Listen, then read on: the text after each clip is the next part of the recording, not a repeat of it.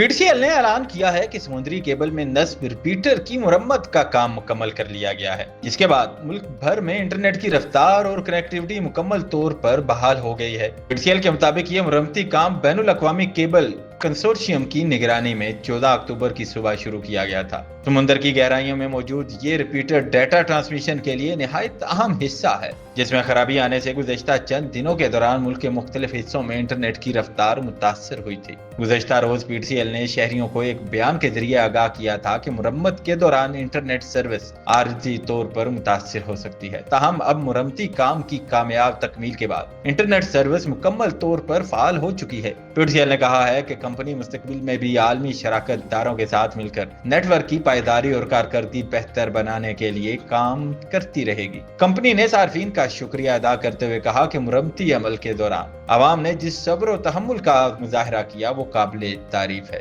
Internet کی رفتار بحال، رابطے مضبوط، پی ٹی سی ایل ایک بار پھر ڈیجیٹل پاکستان کے سفر میں پیش پیش۔